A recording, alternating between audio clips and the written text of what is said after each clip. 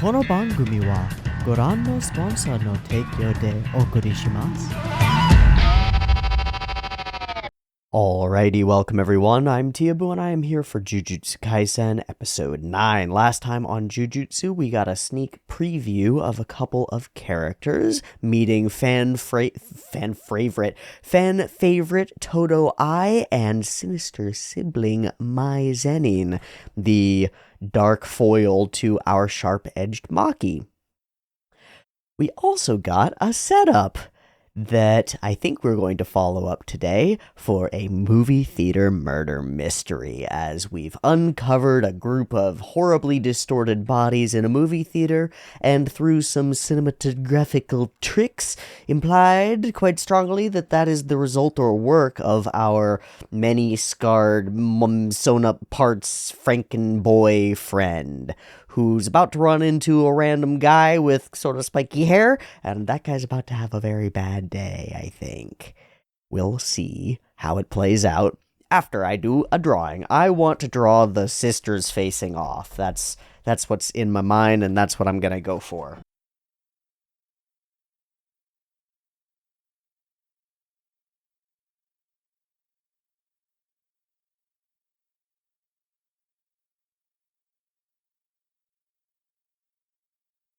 Okay. Now on the other side.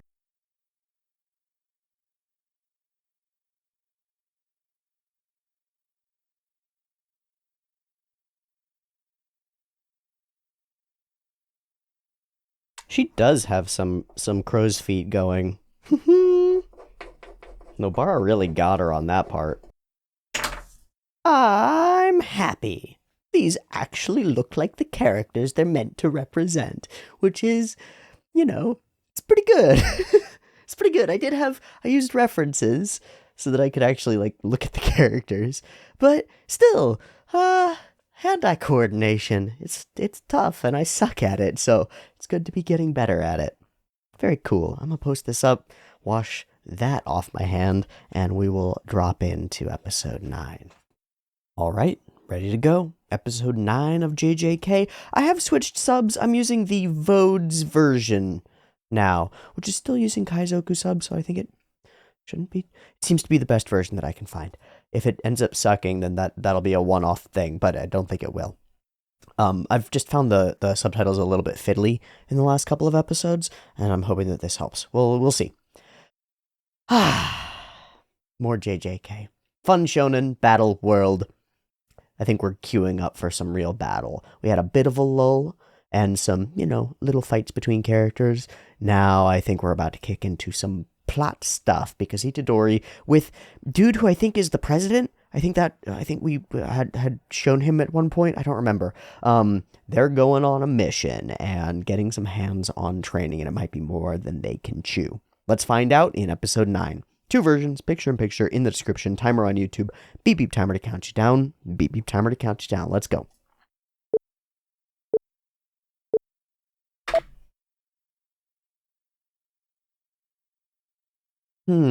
Summer cicadas. Either casual or super creepy. Ah.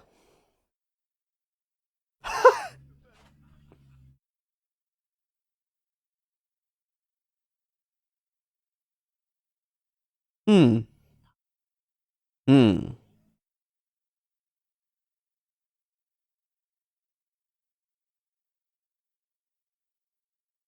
You'd press that one?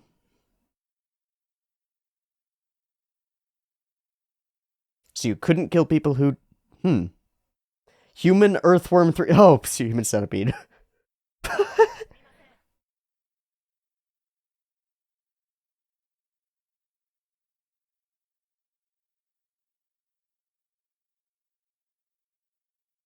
Ho ho ho ho. Yeah, it will. Sure it will. Oh. Uh-huh.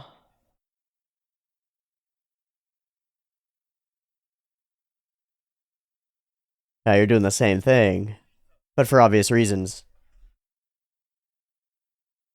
You're about to get your wish.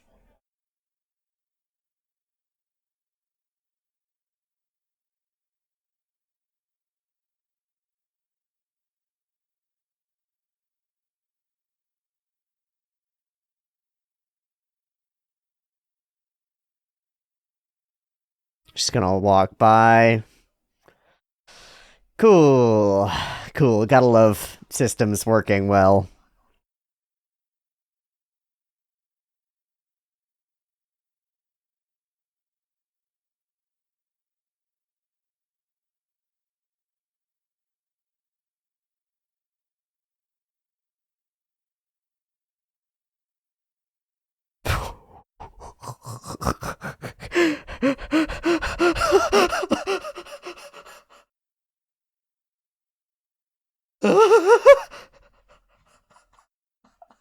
Oh, he went for it.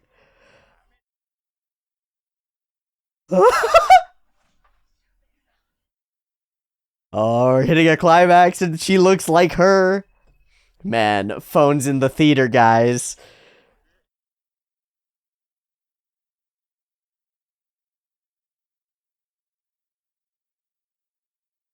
What the fuck?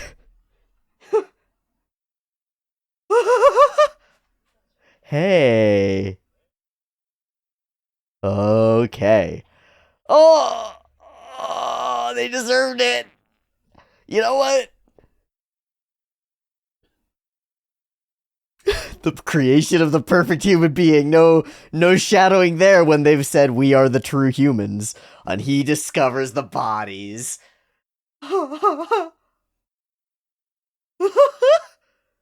Hey, you wanted the button. Just somebody else pushing it for you.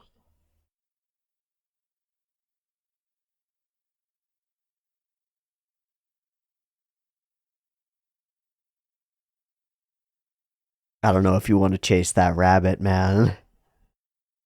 Some things you don't want to find out.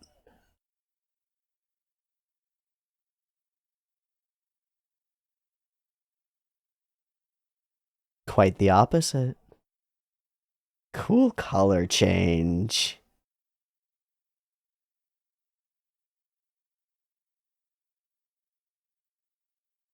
Oh, man. Oh, wow. Making him eat cigarettes.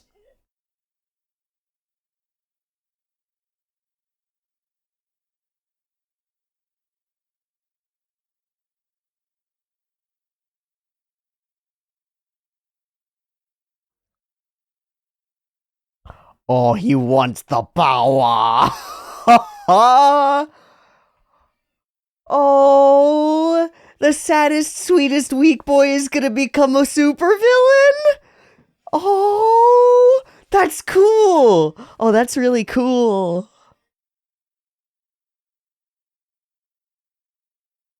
Or at least a tool in their arsenal. Cool. Interesting.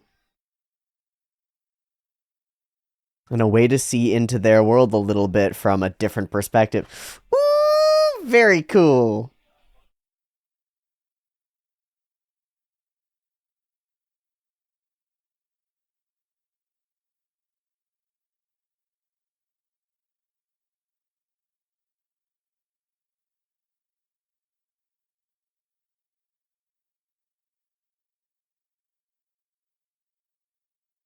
That guy. What's his deal?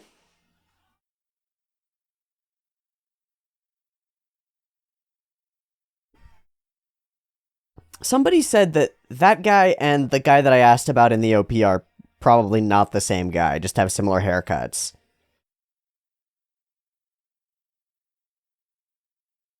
But I don't know. That really looks like him.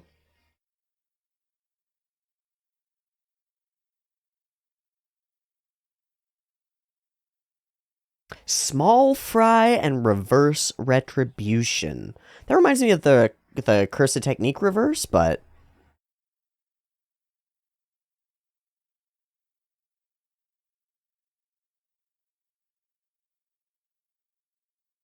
hmm.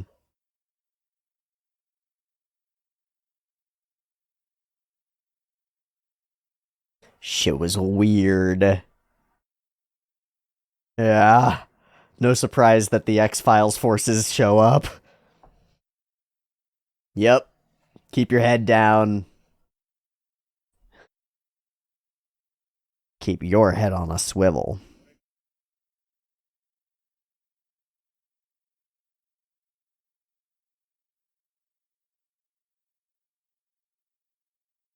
Mm-hmm.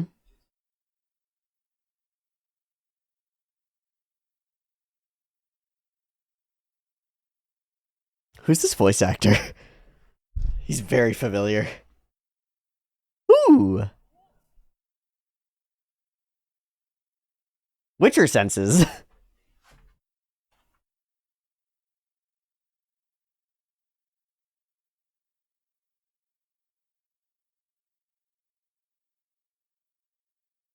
Hmm. Hardline realist. Ah.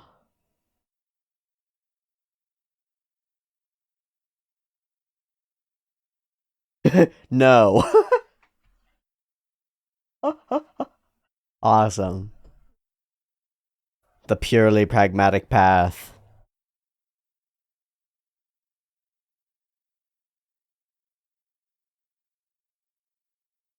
What's his deal? Got it. That's his deal.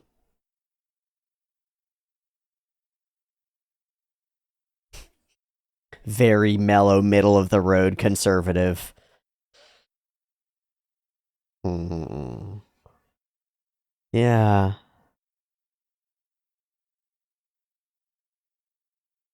Gotta support the family.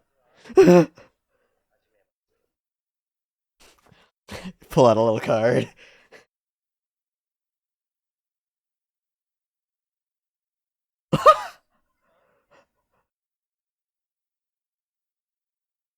Ah. Ah. Also idiots.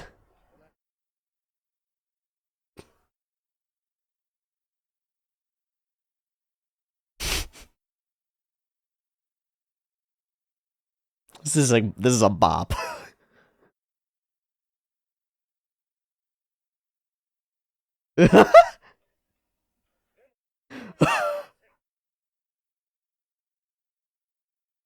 Of course, because they're rules. They're there to be followed.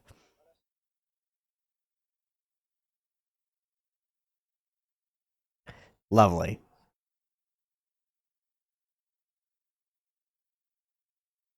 You are really getting the first day on the job treatment. Hmm.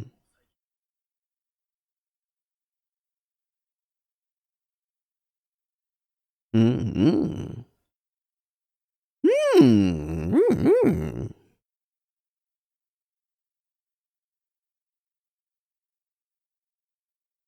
Nice.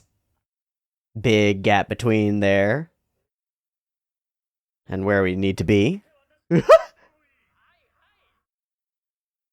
a good gag.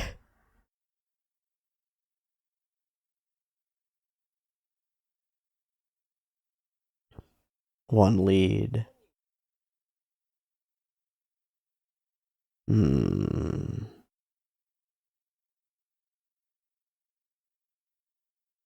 Oh shit.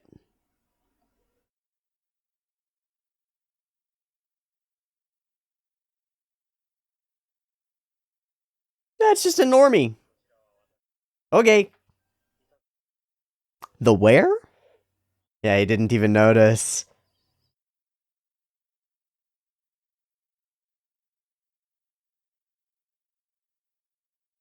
No, prove yourself. His tie is his weapon. No, it isn't. Okay. Hmm.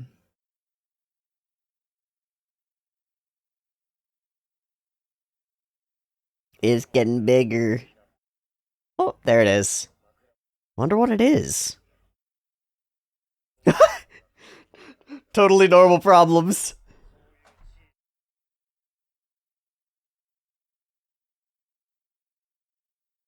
And we see his eyes for the first time.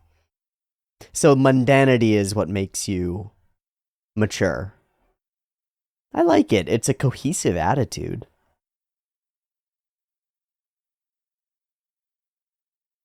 Another bop.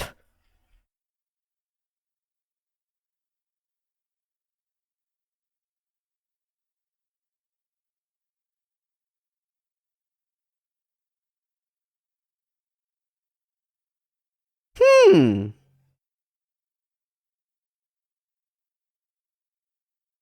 He's a weak point finder.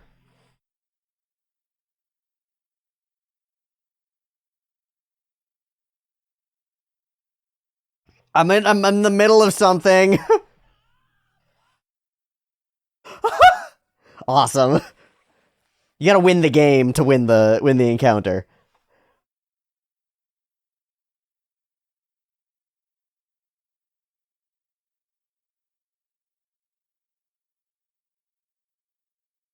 Yeah, it's tough to multitask here.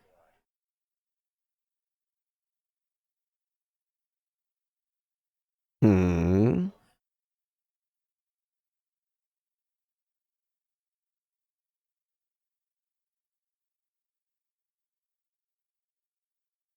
He sees it?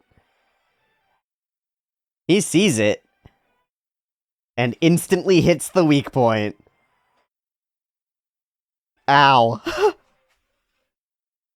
No blood on his beautiful suit either. On the camera? That's great. He says a classic line. Watashi ga iijou desu.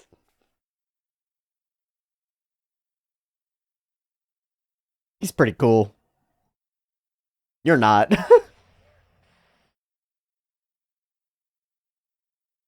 Goal!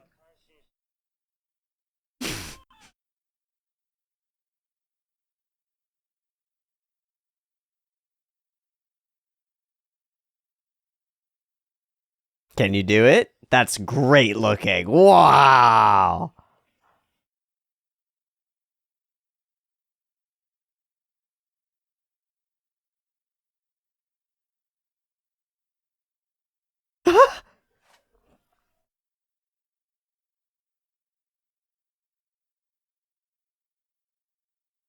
Hmm? A lag? Linear? Oh.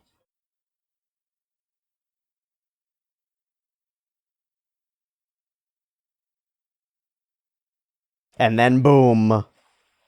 That'll do it.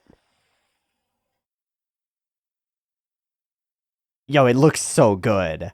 The choice of pure black is so sick. We talked about it in the edges of some of the magic earlier, but now it's all of Itadori's. That's so cool. And we still haven't talked about that at all. But then, kaboom! Very cool. Yeah, Detergent Boy looks real sad.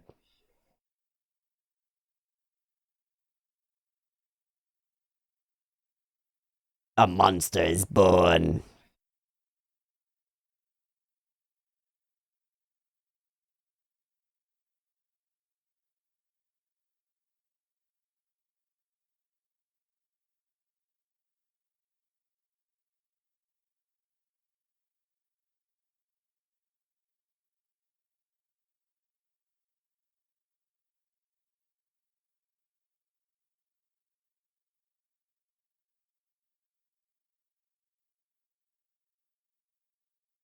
People?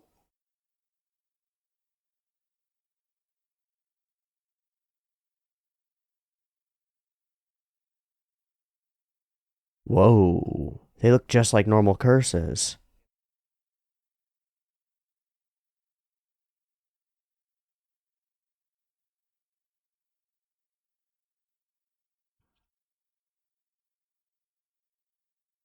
Brain mind control?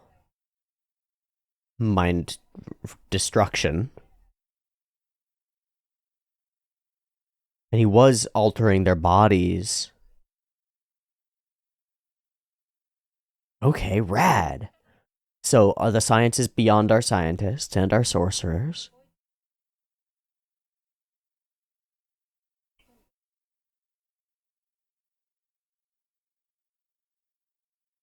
They were already dead. Yeah, good way to think of it.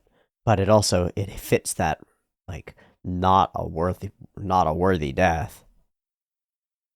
Hmm. Yeah, this is some real rude stuff. Yeah, it's some real rude stuff. This death is not right.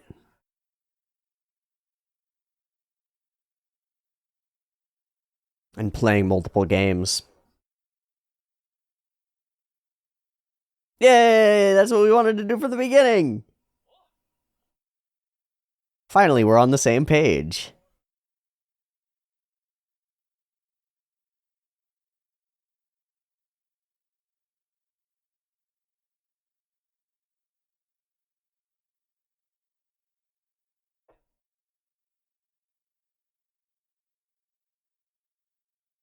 Hmm.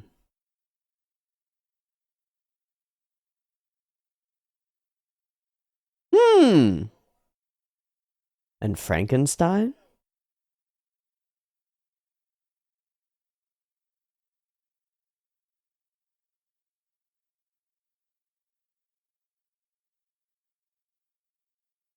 Separate categories.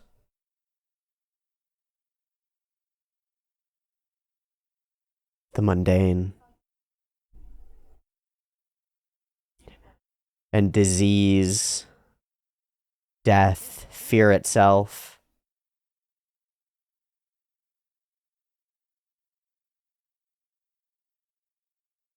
Darkness. The future.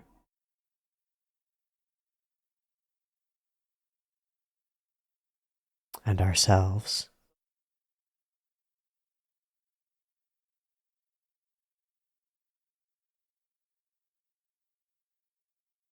Oh. He's gathering great curses? Oh, what is on his... Is that from the... Oh, the burns. Ningen? He is humans themselves. Whoa.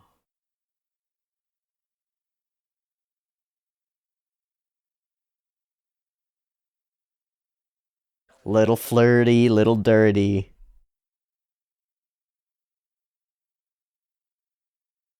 And we flip to it so we know they're downstairs or down below in the sewers or somewhere. Oh, find the boy.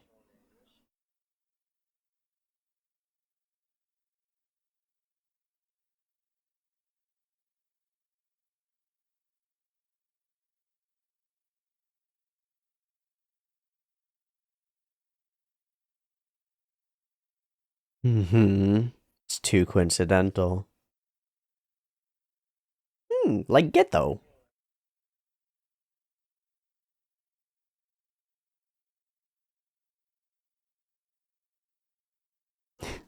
He is very powerful.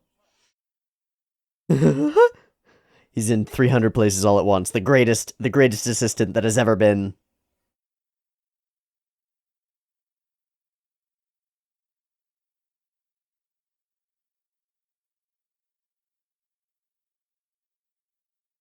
Just want to send Itadori elsewhere. Hmm.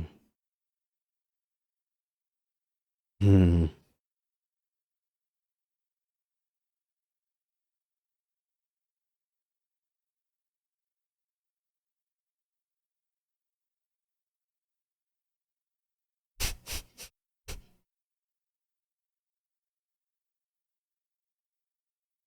I feel like he's gonna die. I didn't 10 seconds ago. I didn't a couple minutes ago, but now I feel like he's gonna die. Truant.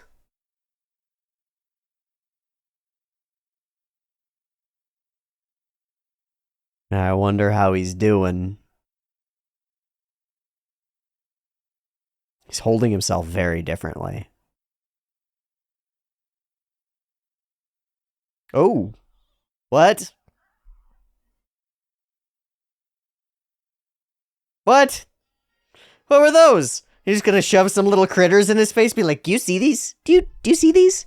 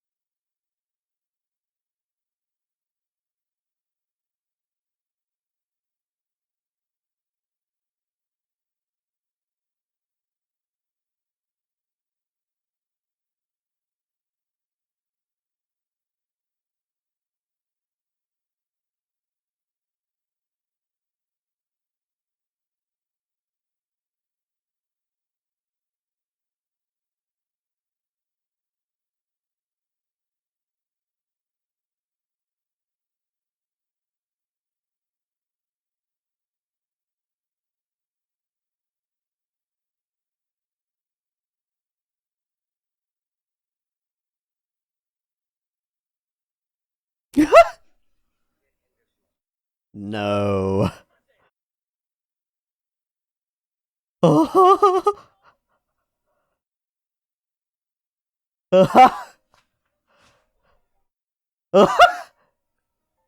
Please stop. He can't be anywhere. He's in your pocket.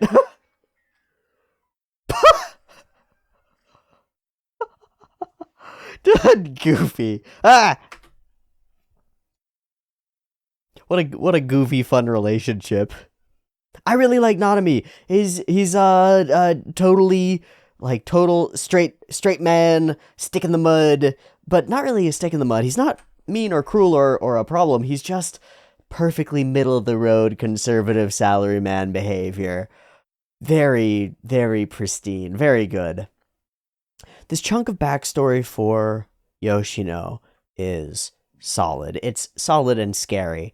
And we see woven into it the like insight to understand what's going on and what's happening to him, but the unwillingness and powerlessness to actually grasp the situation and take any kind of control of it.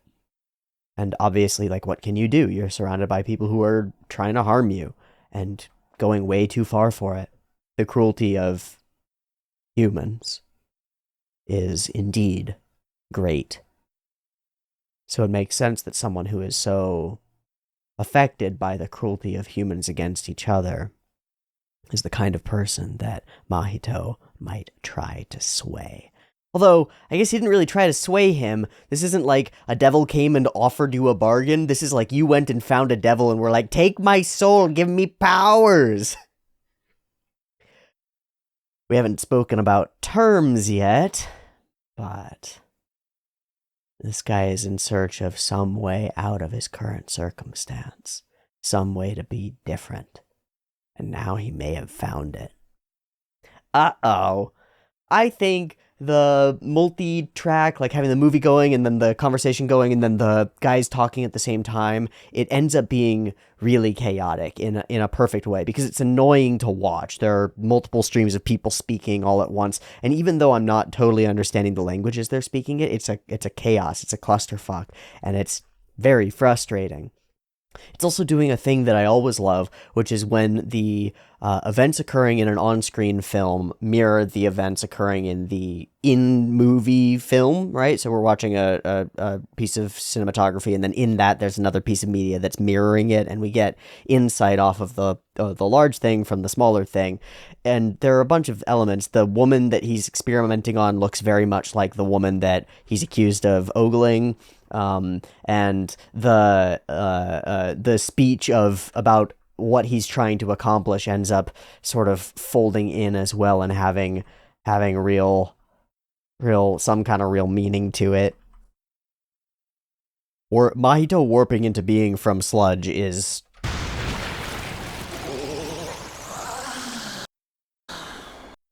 so horrifying, and the noise is amazing. It goes from to like coming.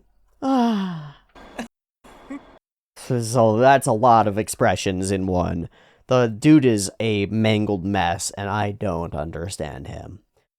And on screen, there we go. That's what the part that I was talking about. No need to worry. Everything went totally well right after the death. It's all for the creation of the perfect human being. We are the real humans. So is the idea there that the things that humans have collectively dreamed of are more real than real? That because they're intersections of so many ideas and thoughts and stuff, they're truths beyond truths? If so, that would ring with the thing that Jogo, Volcano Boy, said about, like, I'll teach them the truer truth through strength. So Mahito has the ability to warp flesh, it seems. Having done this to kill them, and then manipulated a couple of other people who were nearby in order to turn them into those curses and leave a trail in order to pull the Jujutsu sorcerers deeper in. I really like the speckly, glitchy moments as Toshio runs out here. It's like Mahito is ruling this space, even though it's just his thoughts, right? As he's chasing him, it's like he rules this space and is everywhere and nowhere all at once. And then we fold into our opening sequence, and the color change and darkness that pervades this scene is super cool. Also, quite reminiscent of the shots in the Chainsaw Man OP in particular that come around some dark alleys and corners and stuff. A similar sensibility.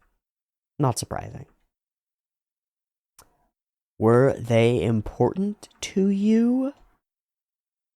And we come to him absolutely beaten, and them ashing a cigarette on his forehead and then forcing him to eat it. Their laughing faces turn into masks of torturers, and he makes his request to have that same power, echoing the thought that he had at the beginning, that he wouldn't be able to kill all the people that he doesn't like, but he would be able to kill all the people who don't like him.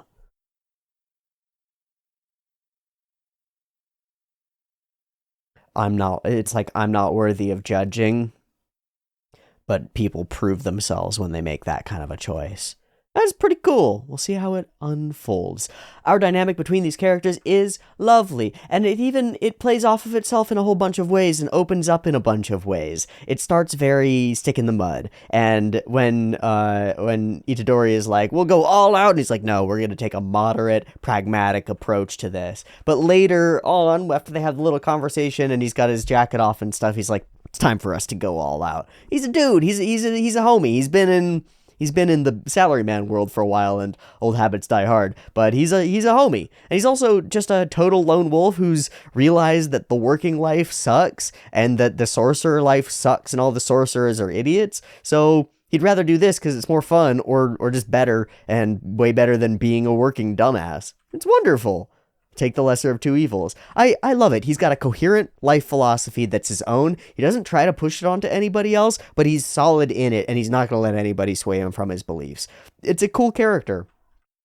And we get some details on his fighting abilities and powers as he tries to teach Itadori stuff mid-combat. Terrible time to do it. Some of it looks pretty cool. The like with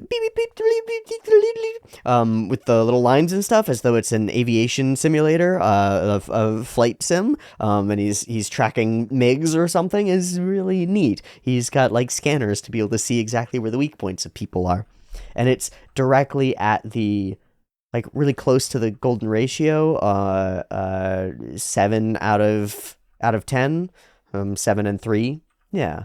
So finds a weak point, slams the weak point, and then we discover that what we were fighting was not what we thought it was. And there is a creepy curse user who's out there making curse-adjacent monsters out of humans. pretty close to definition of a death that is not right. And it severely pisses Itadori off. On the other side of things, a little bit of what curses think about themselves. First, that these powerful, inanimate ideas, these potential special grade apparitions, are separate from powerful, unidentified curses that just, I don't know, what the fuck is that? Like the one that popped up, the God Womb. A true lack of understanding. And I get a bunch of things that lead to that feeling in this episode. This lack of understanding, the shallowness, and then how the brain interacts with cursed energy is still a black box to us, a total mystery. Their brain stems were altered, and maybe that does something to alter them so that they can get cursed energy in them or something. We don't know. We don't know how cursed energy honestly works. That's really cool and really interesting. I really like the idea that our magic system has unexplored elements to it. It's kind of easy to, from an authoring perspective, like write out a magic system and know from your background, like, well, these are the gods that created the magic, and it works this way, and it works that way, and it works this way, and this is just the way that it works. And you lose a lot of the mystery of magical exploration from that these things are grappling with the unknown, and that these sorcerers are in many ways fighting with powers that they don't understand against powers that they don't understand, makes everything a little bit more difficult and a little bit more grim and a little bit less easy to predict and a little bit more wild. And I really like all of those elements quite a bit. Natural disasters, you are sharp, kid.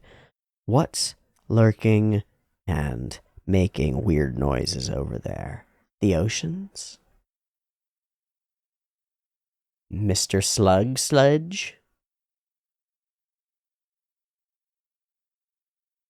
Before they took form, they gained consciousness and remained in hiding, and now they're my friends. Forests, Hana whatever, Jogo, the volcano, and Mr. Sluggy of the waters. He's very flirtatious. It's a powerful, charismatic person pulling a young, manipulative person into their orbit. And it's effortless. Reveal of the scars is wonderful.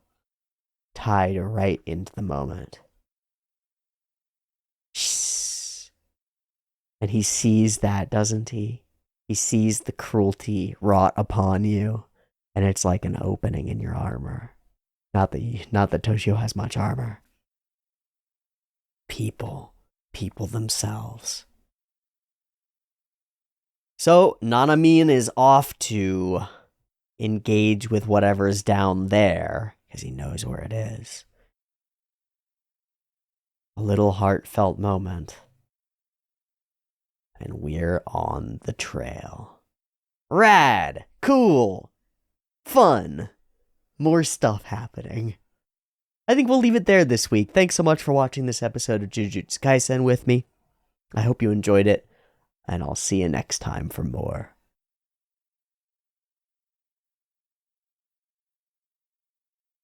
Nah, we're not going to leave it there this week. I want to watch another one. That cliffhanger got me. It got me a little bit. I want to see what's going on with Toshio and down below in the place and all that shit. I'm going to watch another one. Give me a sec.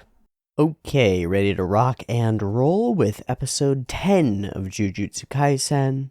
Find out what that human-hating curse is up to this time. Beep beep timer for the episode.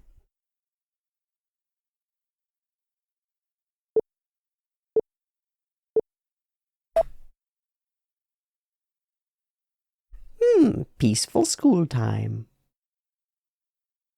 Lispy Toshio background stuff?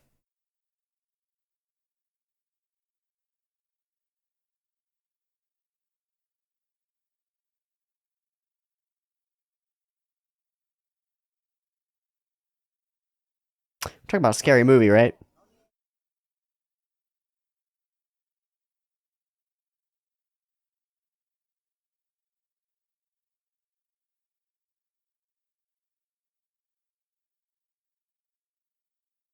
Hmm.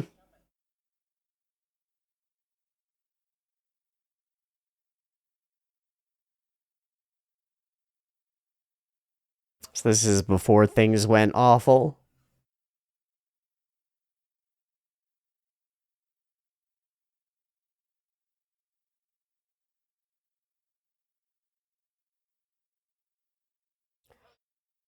Ah.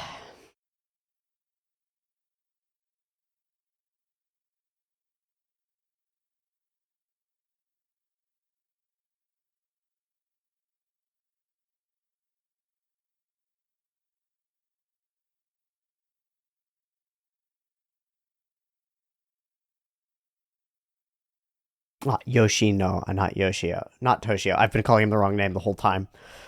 Sorry.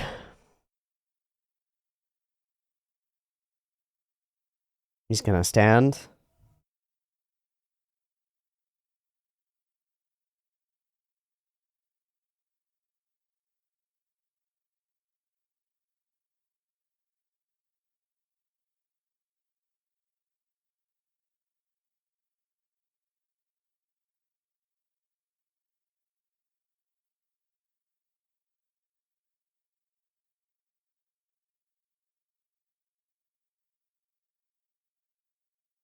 Really intense.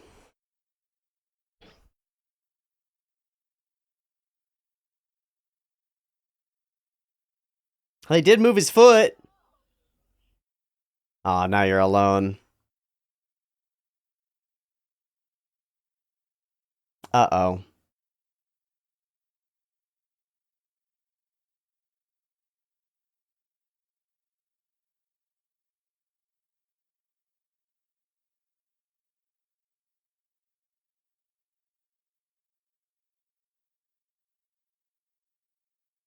Yeah, for fun.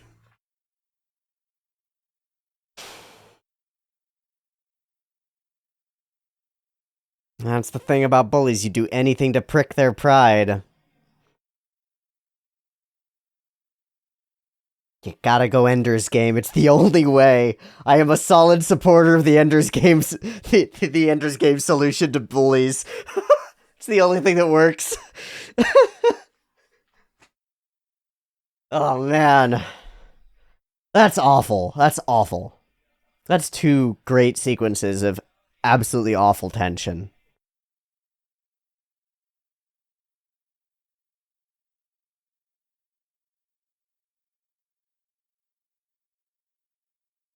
You gotta have an ape out button. You really do.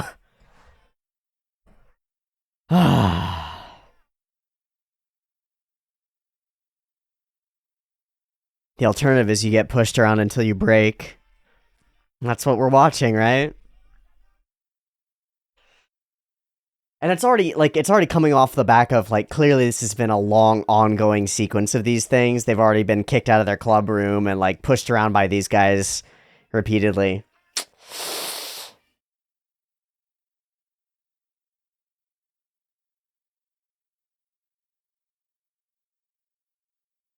Gotta go wild and take the suspension. Idle transfiguration. Okay.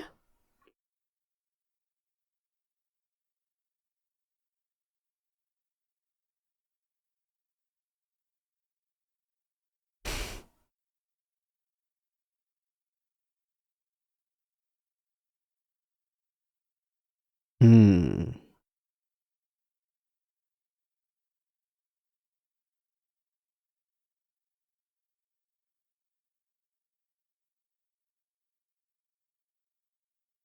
That's true.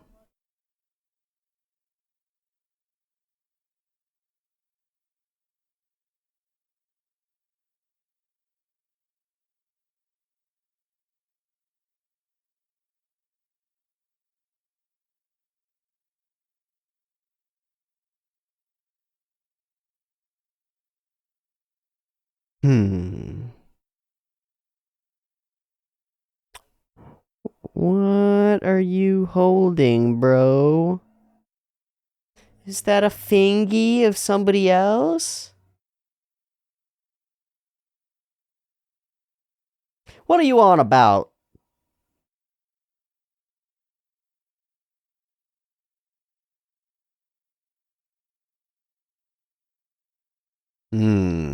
What's around this corner? Mr. Ocean?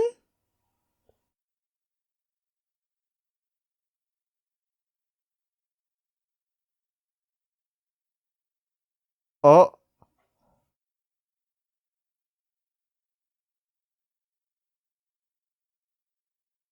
Oh.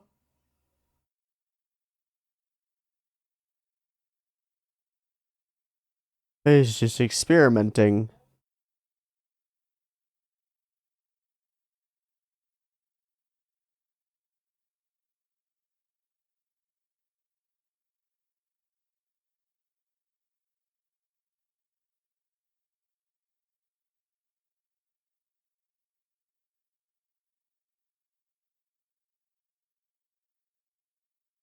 Ah.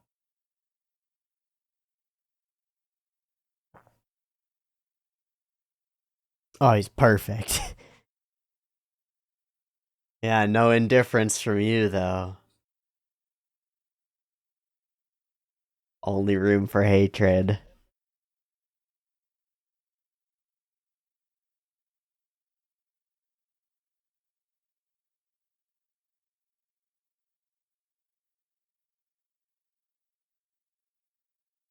What?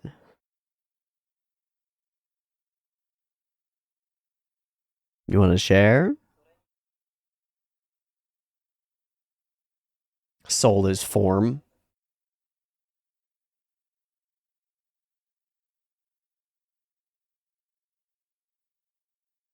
Whoa.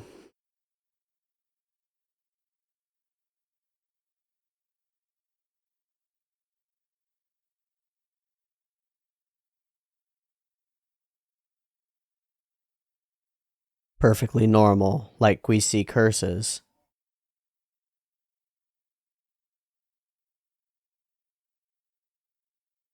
Hmm.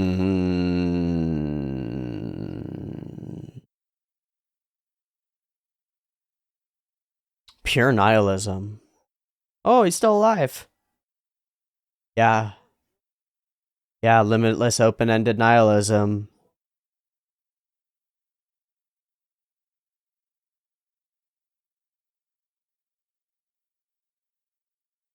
Hmm.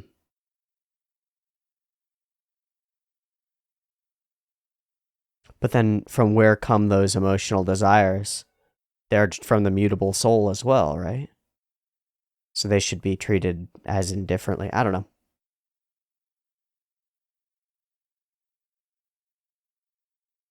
It's selfish. It's a selfish worldview.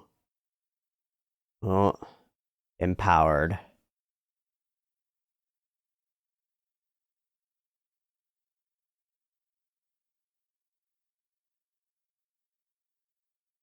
Uh-huh.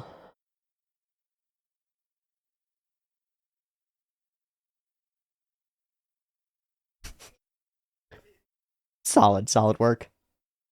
Training hard.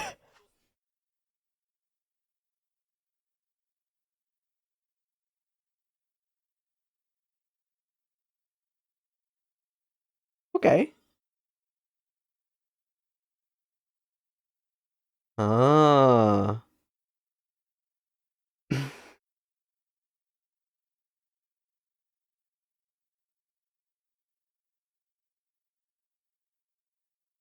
This is a perfect setup for Itadori to become compassionate for this character.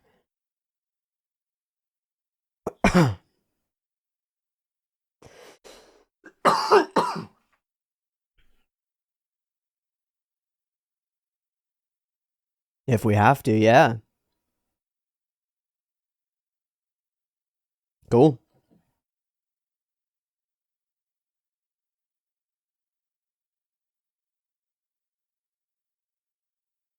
Run away and get back up. Let's not risk it.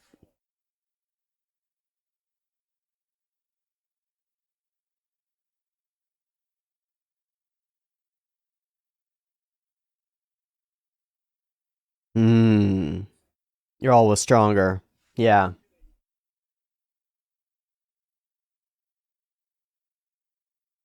That tracks. It's like challenge rating.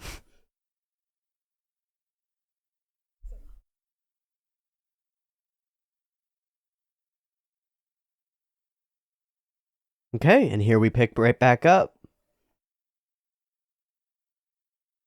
You are the cursed one. Oh. Ooh, he's making his way through. Fine, big boy.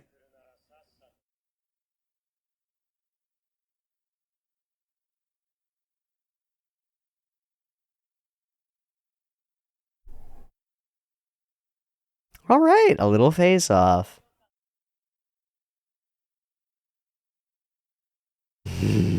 Don't underestimate your boy.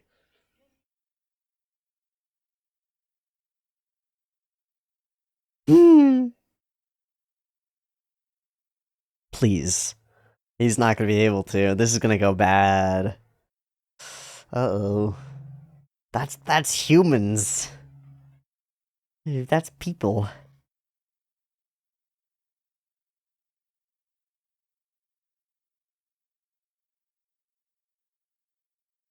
Oh. Yeah, yeah, yeah, yeah.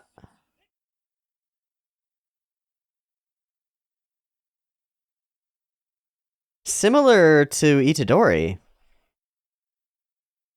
Yeah, totally confident.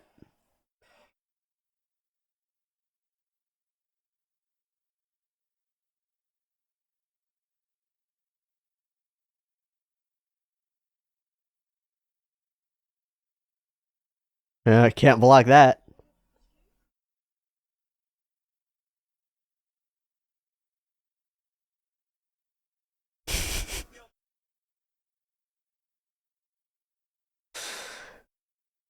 He's gonna mind chatting with you. Yeah, very conversational. But a level beyond that.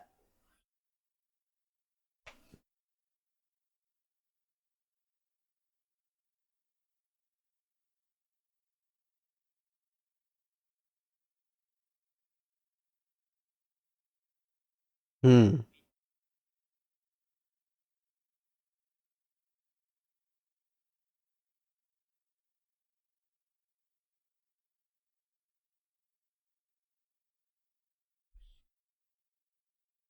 I don't know.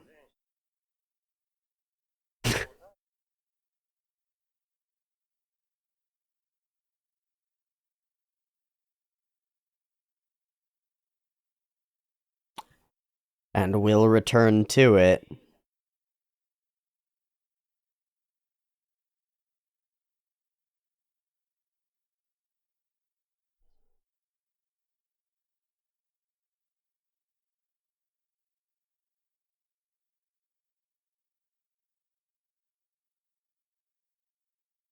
Super dope.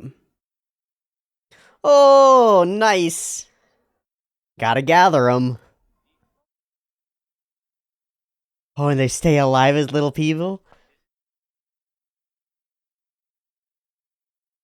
He's specifically been killing and... Oh, is he off today? Is he gonna leave? Nope, I thought he was just gonna walk away. Awesome. Oh, so he's been capturing and transmogrifying sorcerers? Oh. There's the teacher who ignored you. He's gonna try to kill this guy.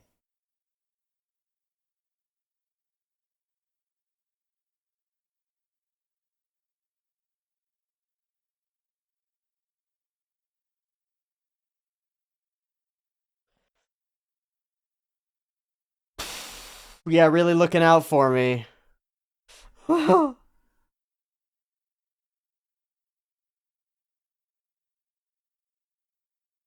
Oh, he's sweating so much. Yeah, you don't get it at all.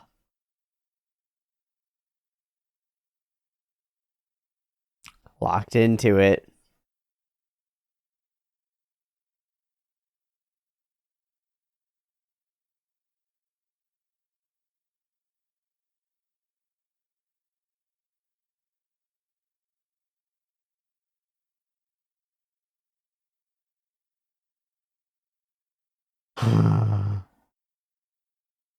I support everything you represent.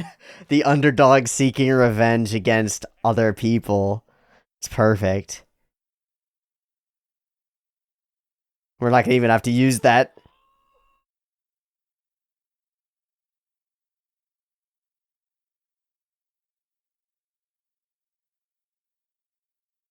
What happened, Itadori? How did this plan go so badly? Huh.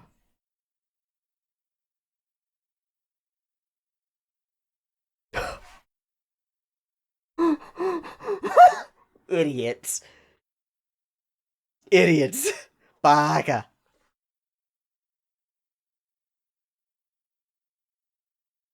He was about to murderize him.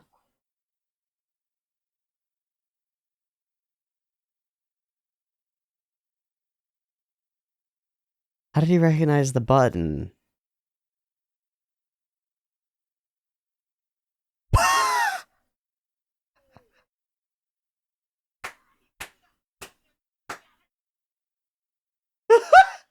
He's got his pants.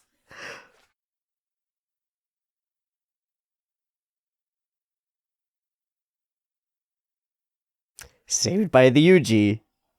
You just had your ass saved, man. Oh, nice. He's so fast. Stupid. Seemed like fun, though.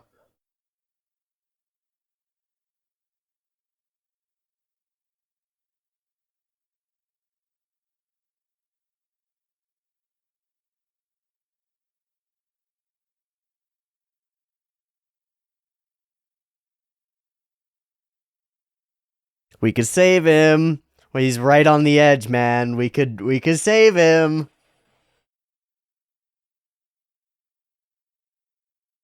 Ugh. Ugh.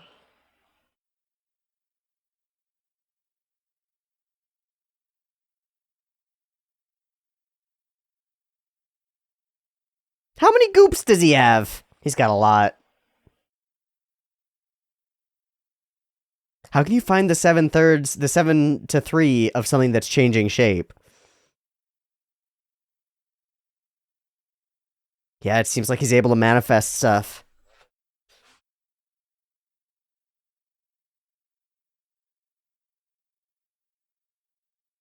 Sorry, buddy.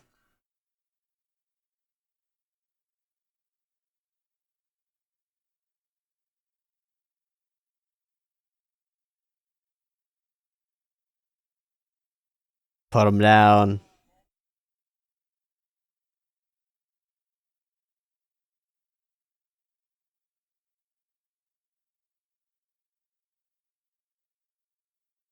Hmm. The sweat of the soul.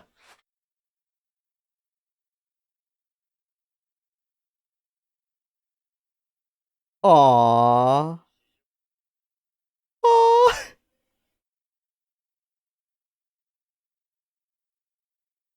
Oh, you can just see it.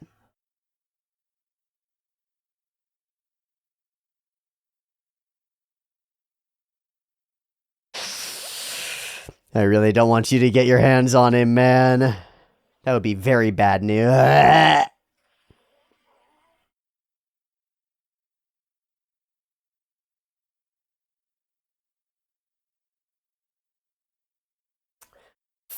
This dude can turn into a giant demon monster. Did he just change you?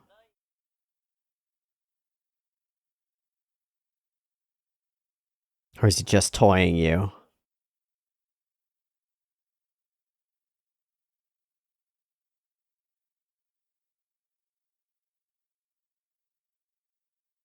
He's gonna shoot his arms at ya! No! Oh. Oh, wonderful.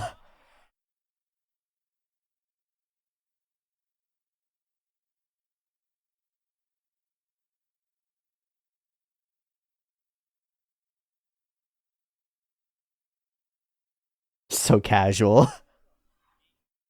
Oh.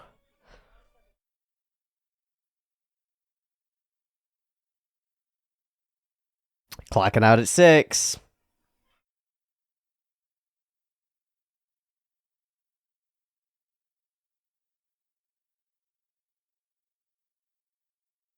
It's after hours. Oh, so fun.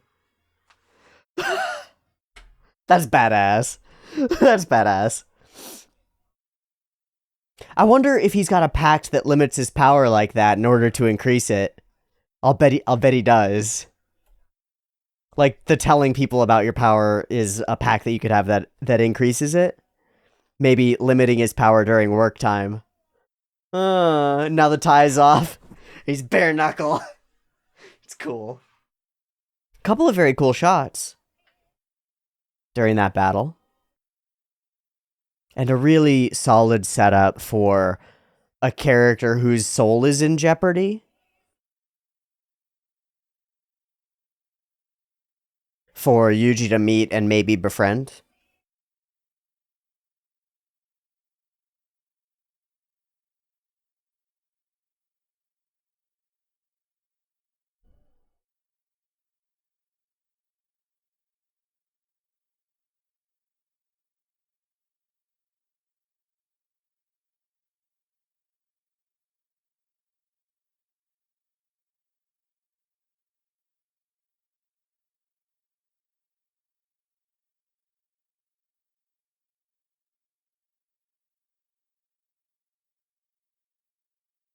And a Sanpo? Nanami stuff?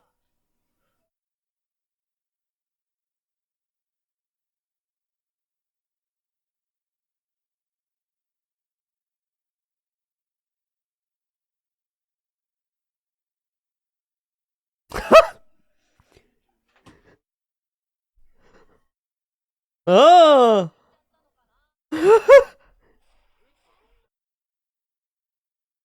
Stupid.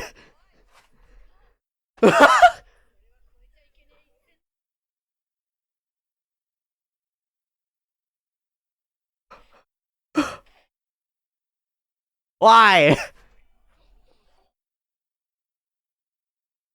I don't think so.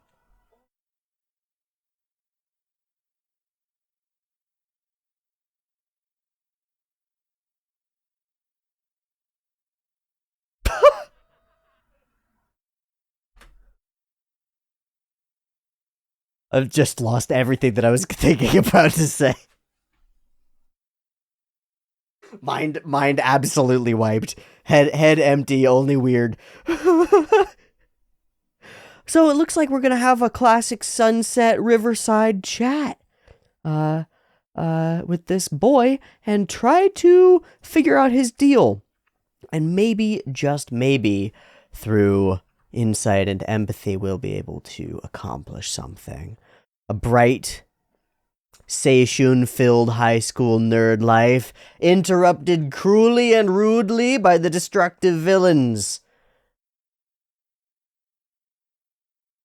He stands up for himself in the smallest of ways. And you can't let that stand if you're a bully. Your goal is to utterly obliterate someone's self-esteem in order to prove your own value. To show some kind of dominance. If they withhold or hold back or fight back in any way, especially a small way, even, you can't let that go. Not in front of your bully friends. You can't let that go. There's no good opportunity here. He's surrounded by multiple guys. He tries to fight, he gets the shit kicked out of him. He doesn't try to fight, he gets the shit kicked out of him. I said it when it was happening. I really... I browse Reddit every once in a while, and I stumbled upon an Ask Reddit thread just the other day that was like, what do you do against bullies, actually? Do you go talk to a teacher? And every one of the top responses was... No, there's really only one way to do this. Bullies are cowards, and you have to break their nose. You have to rough them up as hard as you can and freak out on a level that like proves to them that you're not worth it at all. And that's the move.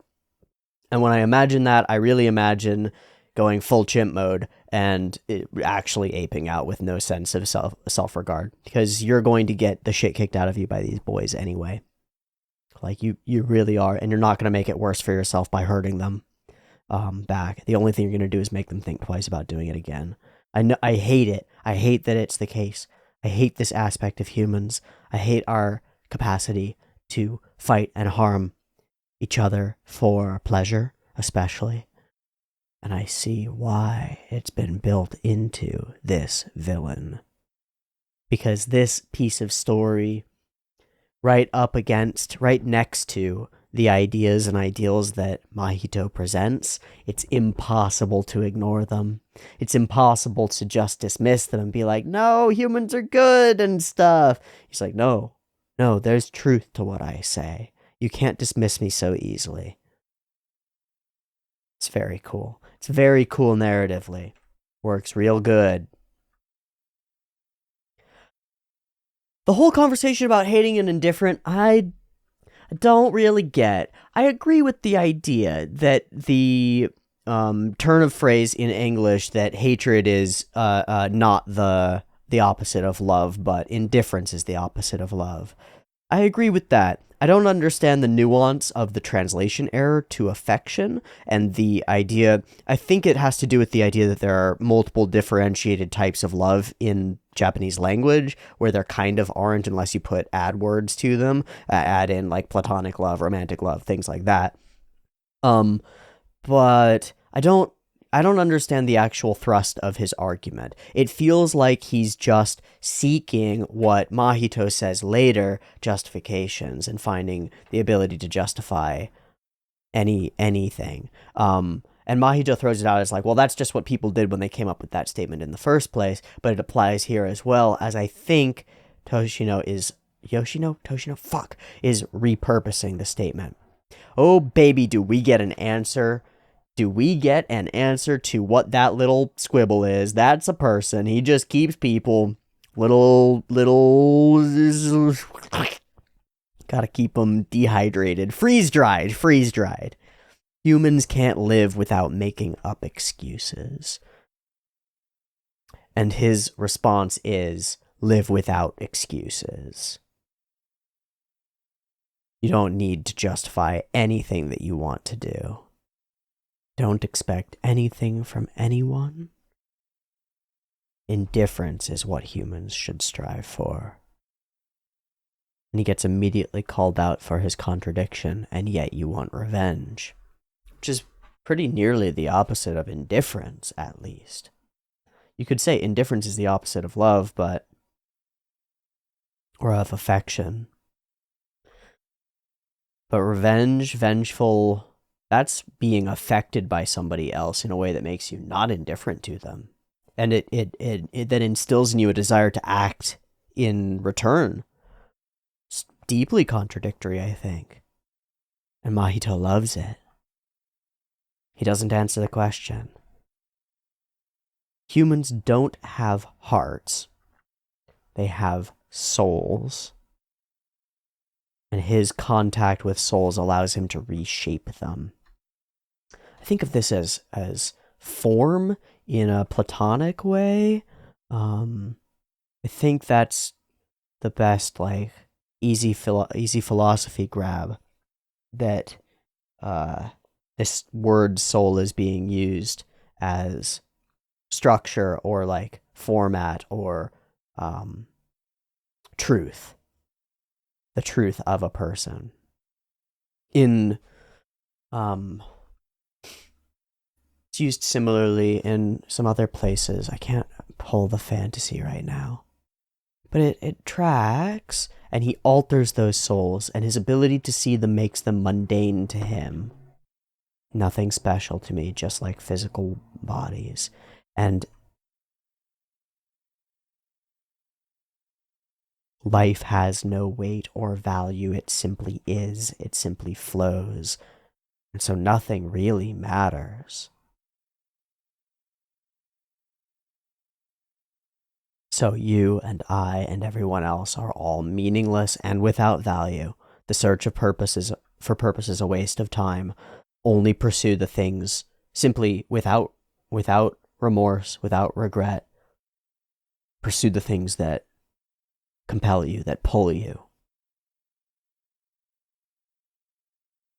There are no limits. We can do whatever we want.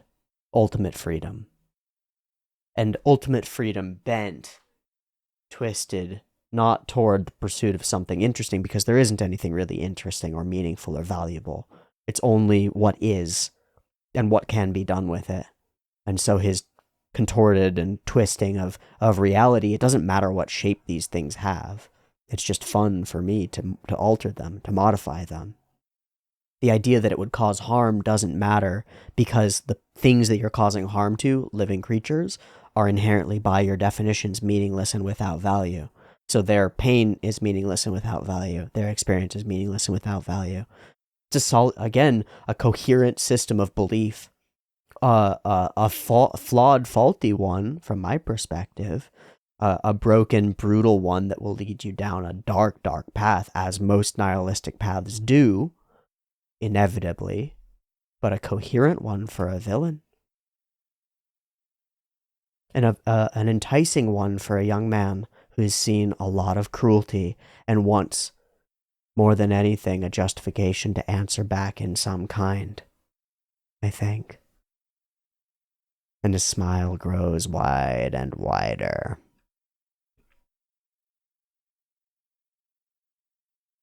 Good plan, terrible execution. Cool fight, great execution. There are two big spinny flippy whippy shots. This is one. Whew, wow.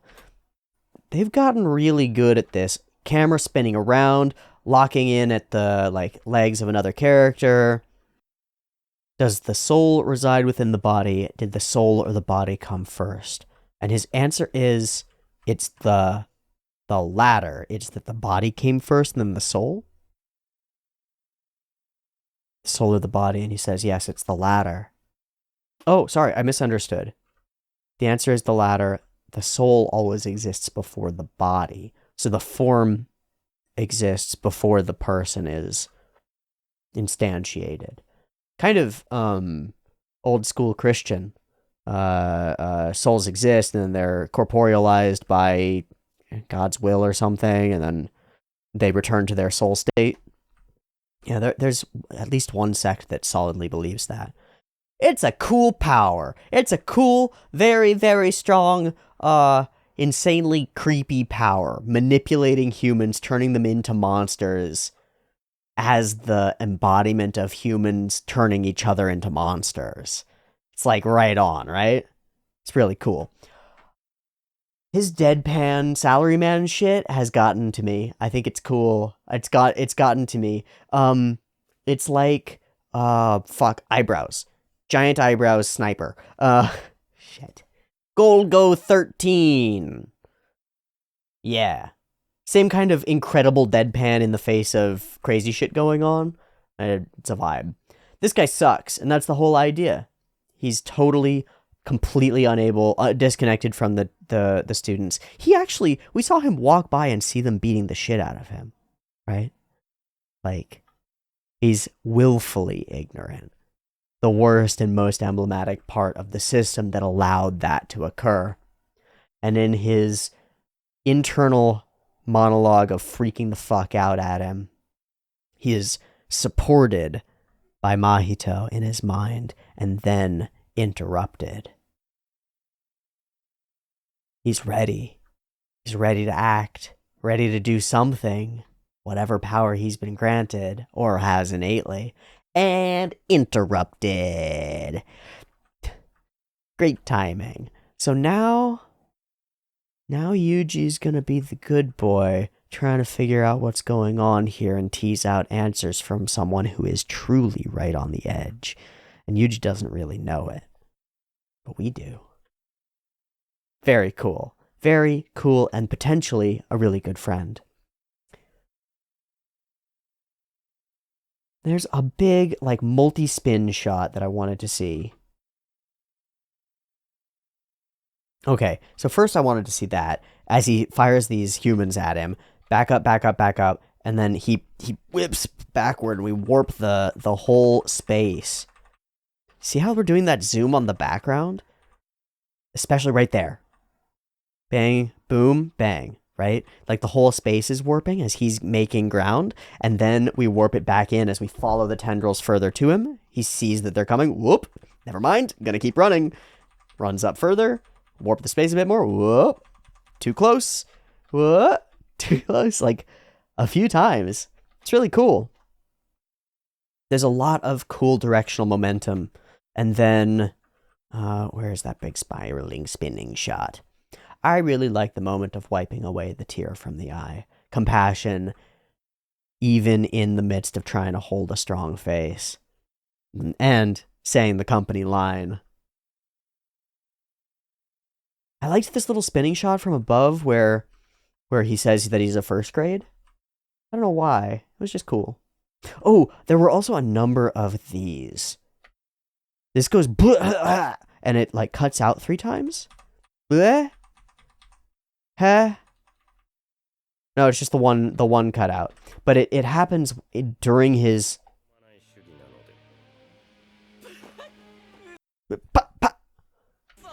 Yeah, I don't know what that.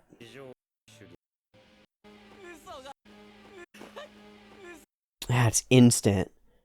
That's cool. There are a couple of other things that are kind of like that during the fighting aspect, where stuff is like sort of, it's not Kuleshov effect, but it's smashed together to create more rapid or dynamic action.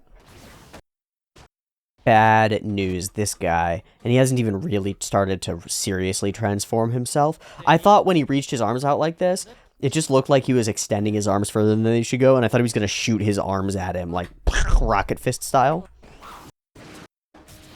This is our big spin win. Wow, wow. Whoop.